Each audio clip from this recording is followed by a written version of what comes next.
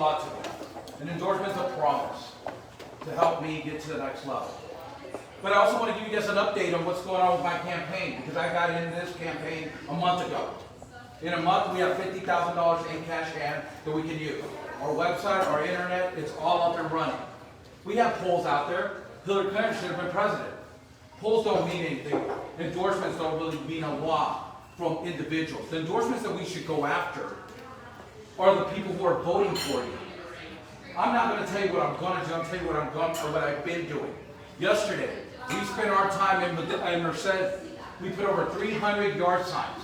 I touched on over 250 doors that I talked to actually people that have never seen a candidate in their life ever go in that part of the town. I talk Spanish. Yes, I'm fluent in Spanish. I'm an immigrant. It's nice to have an interpreter when you go to these places, but it's always nice to talk to the right person who's actually going to answer your questions out of their mouth, not out of your interpreter. You know why? Because they already done that. Every politician takes an interpreter. And when people from DACA go to the Capitol right now are asking for their rights, we didn't promise you that. Well, by interpreter? I didn't tell them to tell you that. People are too easy to pass the buck. So what am I doing? In a month, we got $50,000 in cash hand. It doesn't sound like $500,000, but I wasn't having to run this campaign for a year. So if you did that in a month, imagine what I could do in a year if I was actually started a year ago. We waited because we want to see where the lines are drawn. We weren't afraid to go against Judge Harder, and we also heard that Tom McClintock was retiring. We wanted to make sure we were campaigning in the right district before we put our name in the hat. 55% Hispanic votes. And if somebody says that last name or gender doesn't get your votes, they're actually misleading you. Before we even took this district, before we even knew anybody was running, we know that just by name will get us 20% of the votes. Flat out. People are upset. People are upset at both parties, not just one. It's not one party or the other. And when you can actually acknowledge that when you're having a conversation with somebody, they respect you a lot more. Because the Republican Party has failed the California people. Not us, but the Republican Party, our elected officials. I'll ask everybody this question. How many of you guys know who Adam Gray is? Okay. How many of you guys are going to vote for him? So we don't need to keep bringing up Adam Gray. He don't care what Adam Gray is doing. Because every time one of us brings up Adam Gray, we put him on our social media, we're advertising for Adam Gray. So now you're giving your constituents somebody to go look at. That doesn't work. Concentrate on your race. Concentrate on what you're giving back to the community. November, there will be one Republican Party. There might be two Republicans running. But till then, we just need to run our race. It doesn't have to be one Republican running against two Democrats. What if two Democrats win? What do we say to each other? Well, we didn't have another choice because we didn't like that candidate, you didn't like me, or you didn't like this young lady. Right? So we shoot ourselves in the foot when we say there can only be one candidate. That's why the primaries are open. That's why we all have an opportunity to do this.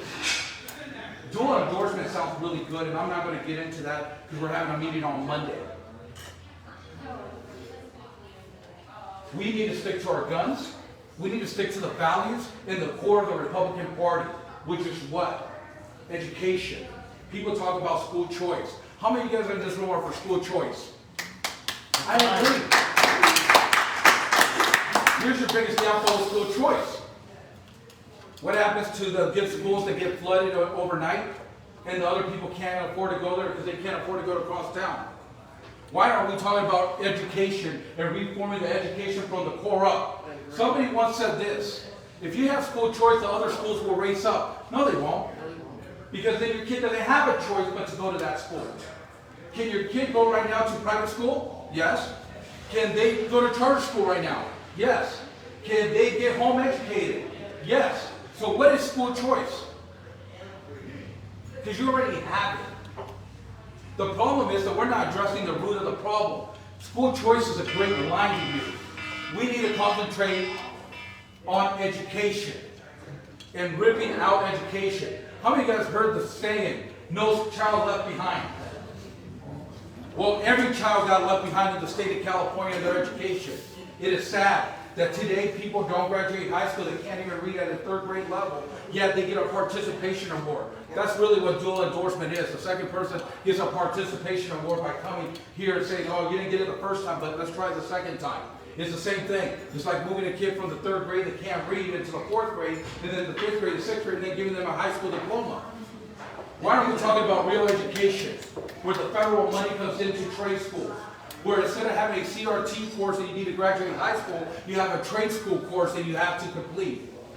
Federal money that comes to education should go into our junior colleges, where it allows everybody to have an opportunity to make a good career. It doesn't have to cost them money because we're already dumping the money in there. But they should have the ability. Not everybody in this room went to college, not everybody in this room should have gone to college. But everybody in this room deserves to make a great living. And our economy needs to start showing it. How are we going to fight this? In Congress, we have one thing in common here that I think all of us can agree. There's a vacant seat. So we're not really flipping a seat. Flipping a seat means there's a Democrat in office in the seat right now. There's nobody in the seat. So that's a false statement. We have a chance to gain a seat. That's what we have a chance to do. Somebody, whether it's David, me, this young lady, Anna Gray, or the other Democrat, one of us will fill that vacant seat. We're not flipping anything. You want to flip something, go to the plus 35 Democrat chair and go against the Democrat that's been there. That's flipping a seat. Everybody's trying to fight to gain a seat. So that's what this district is. It's an open seat and an opportunity for one of us, 3 or maybe 2 Democrats. But it's whoever runs their campaign the best. I believe that the Central Committee's got put in a very tough spot, having it endorsed before the primaries. I think the state should actually stay out of it until the primaries and actually endorse that candidate. And I'll say this very nicely. Everybody here knows Gerald Campbell. He's a state-endorsed candidate. What if Guadalupe wins the primaries? What happens then? What happens to the Republican Party? Does it fall apart? It has happened. So that's why those are my feelings about endorsements. I have spent the last month worrying about endorsement, not worrying about what I really need to. The endorsements I need is the California people and the people from District 13 that endorse me and vote for me. Put my yard signs. Go tell your friends about who I am. Today alone, we raised over $700 in fundraising. That's today.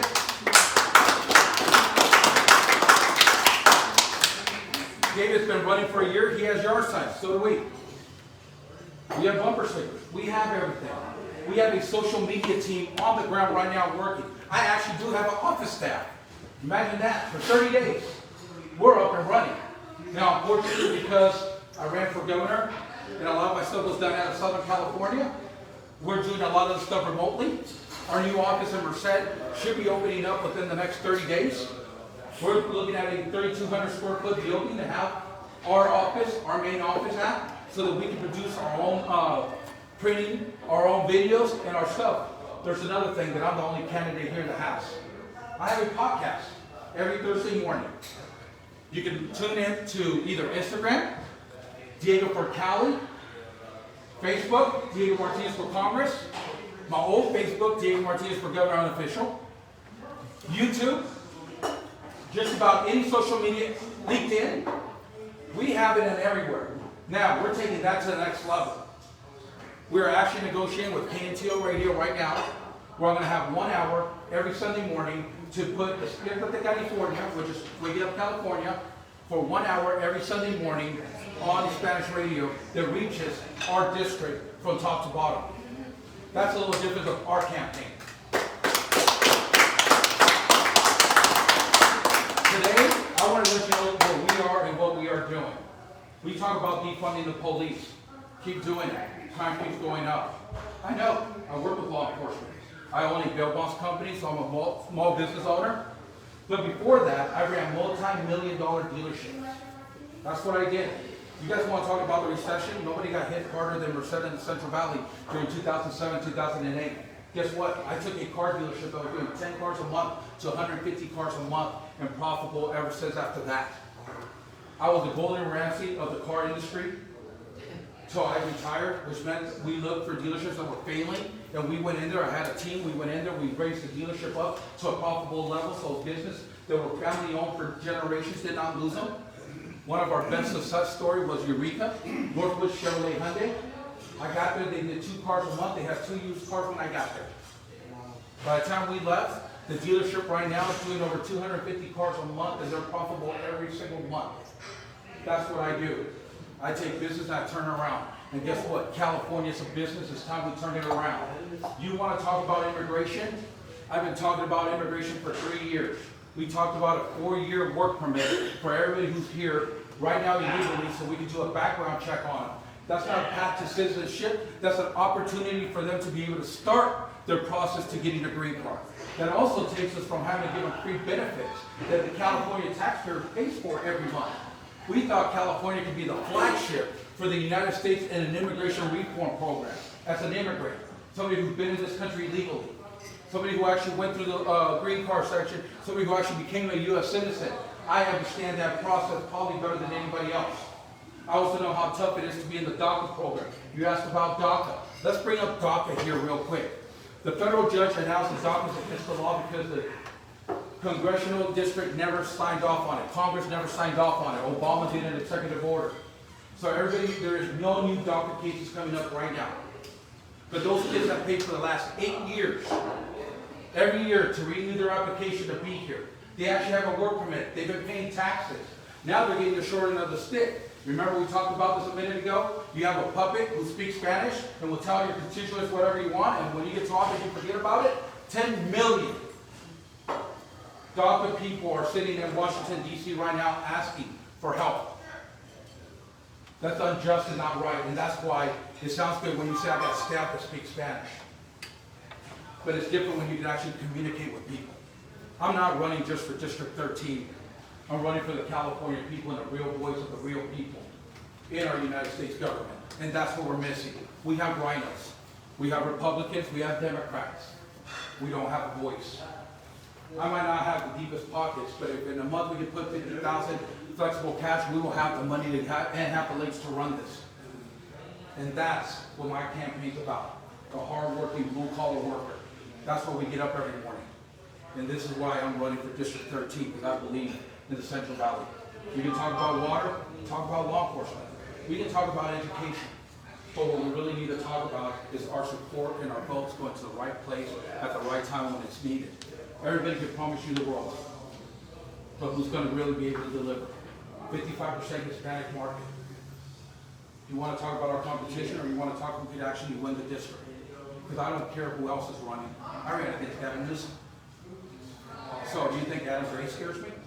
But it's a shame that somebody's been running for a year, and yet you have over 150 Republicans, before I got in this race, endorsing a Democrat. That doesn't speak good for our party. Now it's time that we unite. We unite as Californians and as people of this district for a better future. And I believe I am that better future. Thank you guys, and I'll take any questions.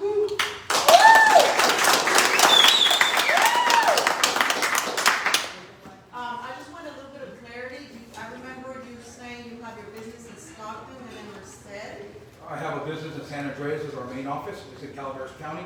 I have an office in Merced also, which is really a desk that we've been running for the last 3 years after COVID hit. The overhead just got out of hand, and we wanted to manage our business and hold on to it. I also have a house in Merced, and I have one in Tuolumne County. Okay, that's all one Yep. business. And the last one, you did, I think you, when you ran for governor, you won 31st place. Well, help me believe why you are my best candidate. Well, first of all, I was 25th. 25th. Not known, never ran for office, and I ended up 25th. I didn't have the budget as everybody else. And right now, we're not talking about California. We're talking about a district that's 55% Hispanic. We're talking about a district where I grew up in, where I have 10 years of experience just in Merced, 5 years in the auto industry, 5 years in radio, 5 years as a household DJ over at Don Jose's Ballroom in Victoria off Giles. I worked in Madera for 3 years. I ran Madera Ford and Madera CDJ. I ran Keller Motors, which is one of the biggest Northern Valley Chevrolet dealerships here in the district, which that takes us to Kerman, San Joaquin, and Corsica. I grew up in Stockton, so I know a lot of people in Latham, so I have a lot of roots to what we count here. So can we say who the best candidate is? The reality is the voters will choose, and who you feel inside takes to your values is the best candidate. I said this during the recall, and I'll say it again.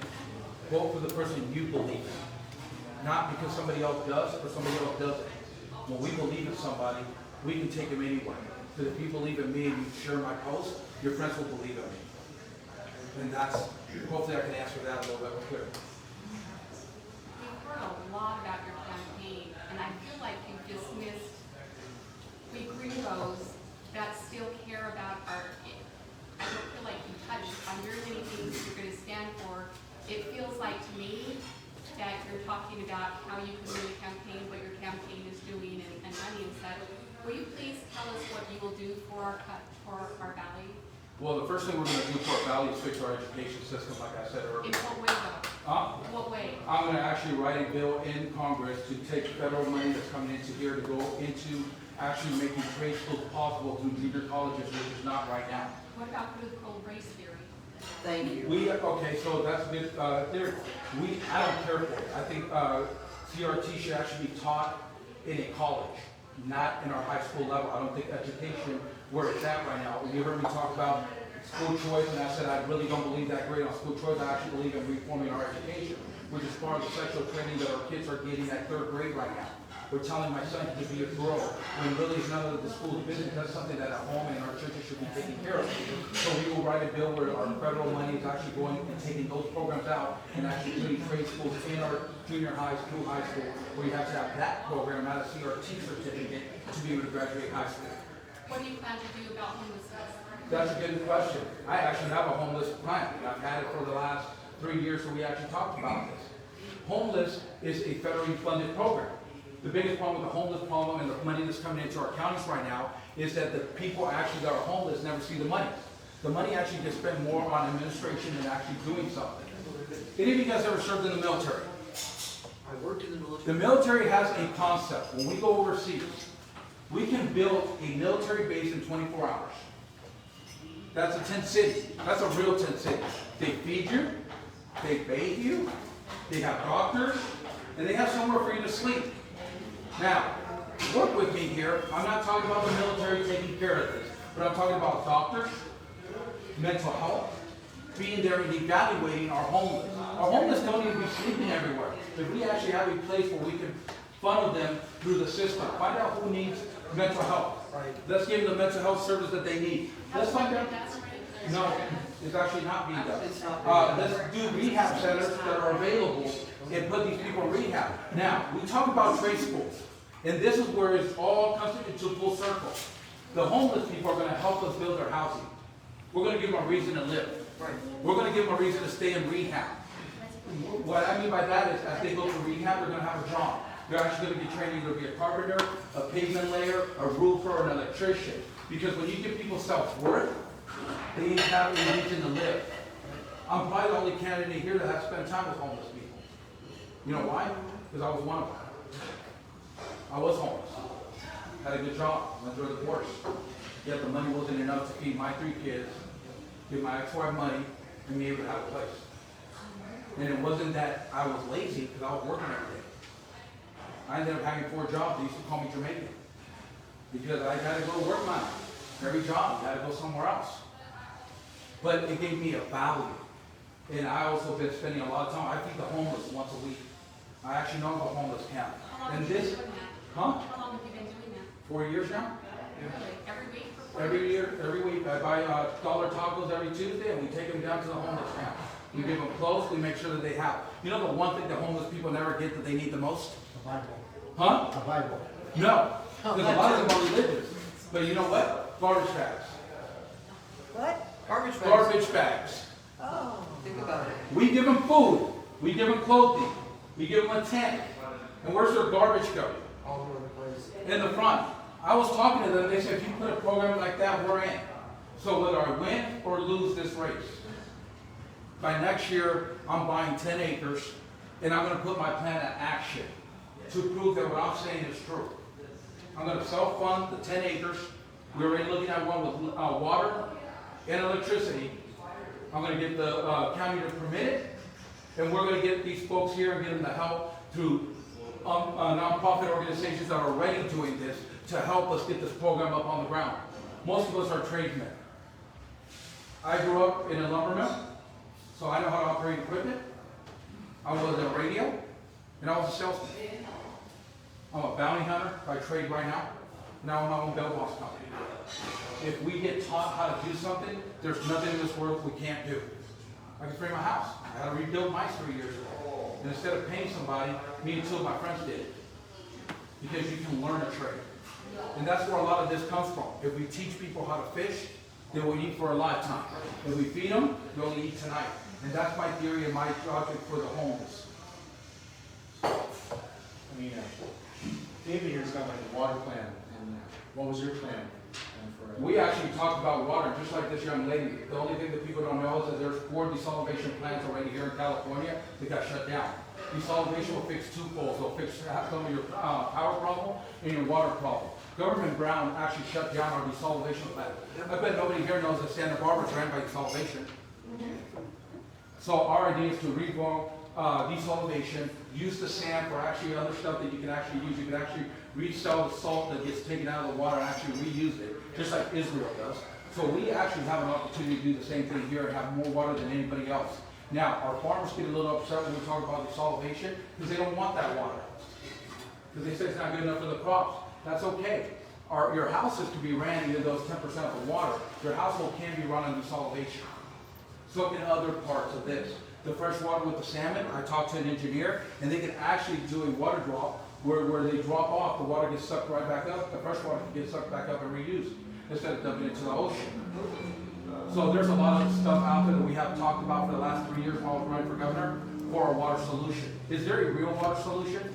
There is, but everybody has to sit down together and discuss it and make the best plan. Because right now what's going on is you have the salmon people who don't like the almond farmers who don't like the dairy people, and they don't like this person, and that's why we have the biggest problem with water, because nobody can come together and actually decide where the water's going, other than our federal government dumping 19% of our water into the ocean because we do not have enough reservation to hold the water, which technically we do because King County is actually working on an underground system right now to have some of the water, and we need more water storage, but you gotta get water before you can store it. I always said this, with your desalination plants, if you have one in San Diego, California can make more revenue by selling its excess water into Las Vegas, where it's going dry. Your pipeline wouldn't be that much. But that brings us into bringing jobs back into the United States and America First theory. And that's what we need. We need congressmen to think about America first. Securing our border is number 1, but not just for illegal immigrants. No. It's for the sex trafficking that's going on there every day. The fentanyl that's coming across the borderline, the money laundering going back to Mexico. If we secure our borders and we confiscate that money, we can use that money that we confiscate from the cartel back into border security and making it tougher for them to come over here. Take that money and revenue back into the border patrol to keep America safe. And that's really what border closure is. Stopping sex trafficking, stop drugs from coming in. America is the melting pot of the world. We have more nations here than anywhere else. So immigration will never stop, but we need legal immigration. But we need a real solution for legal immigration. And the real solution is give everybody, instead of giving them free insurance, give them a work permit. Let them earn the right to be here for the next 4 years. Let them pay taxes like everybody else. Everybody talks about a fine. I'll tell you guys a quick story here. Because when everybody talks about a fine, there's 2 things that bother me when people talk about immigration. One is the fine. Now I'll explain why here in a minute. The second one is you have to be eligible. We want you with a trade to be here. Right? We heard that, right? Can anybody explain to me what a 6-year-old boy brings to this country? So why would I have been here? Why would my brothers and sisters have ever came to this country? If we had to be eligible, if we had to bring a trade, we'd never be here. Now, 40 years later, I own a business. I've employed thousands of people. My brother owns a business. He's employed thousands of people. The rest of my family is in the correctional department. Did we earn the right to be here? Yeah, we did, but we did something good. But you couldn't tell that when we were 6 years old. And my mom was dirt poor and broke. This floor that you see here, the parking lot, was better than the floor we were sleeping in South America. We didn't have glass windows in our house. We had a drop outside that collected rainwater, so we had fresh water to drink. That's real. Do I want anybody to feel sorry for me? No. But I want you to understand that I understand the struggles.